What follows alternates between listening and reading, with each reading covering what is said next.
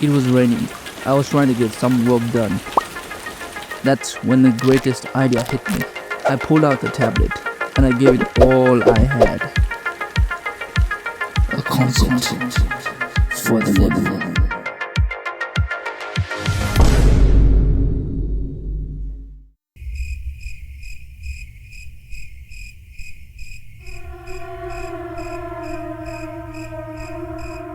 Now imagine you being inside this world. It's nearly nightfall. You are alone in the entire village. No sign of life, no power. Just you and whatever else is out there. I'm sure you will enjoy that peaceful night. First, this is clearly incomplete. And second, I have to somehow bring this world into the game world. And the big question is how? The first thing you ever do, no matter what, is to look for a reference. And that is what I exactly did. After the collection of resources, now I have to find the best, most efficient way to build this environment in 3D.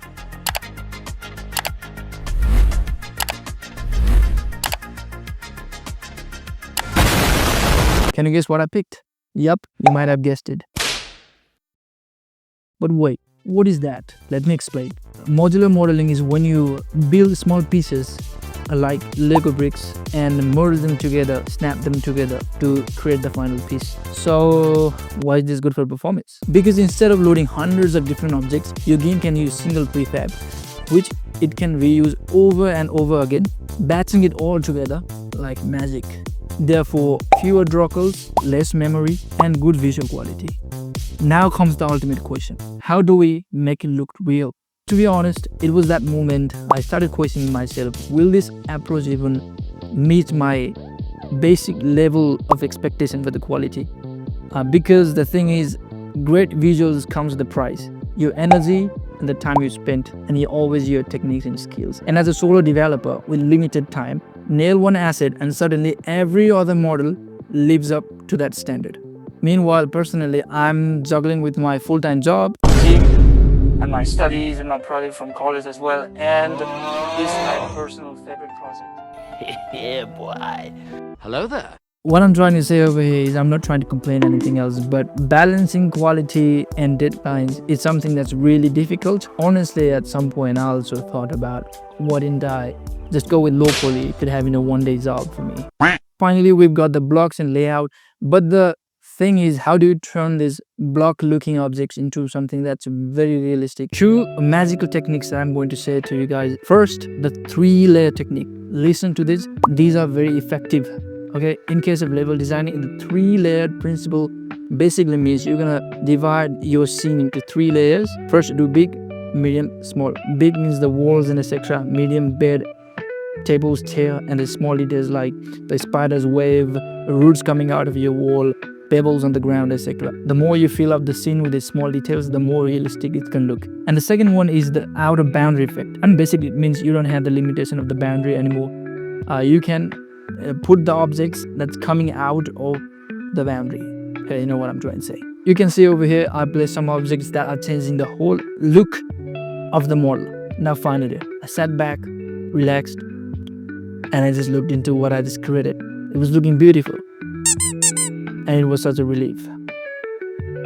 I mean it. I packed the game, extracted, grabbed my other laptop, which had slightly lower specs, and then I hit play. And that was quite a hell of a scene.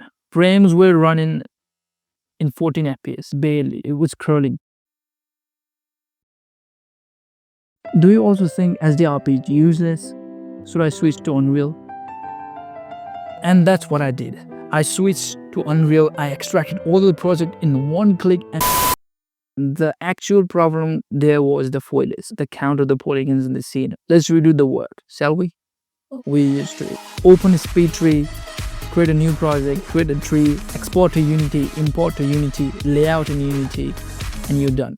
Trust me, I explained it fast, but it was not a quick job. And then I started to do gray boxing for the level design. After I laid out everything together, everything looks good, and I hit the play button once more. This time, it exceeded my expectation. Much better, much smoother, horrific, filled with terror.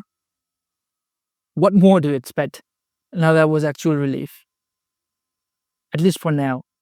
There's always worse to come. Yeah?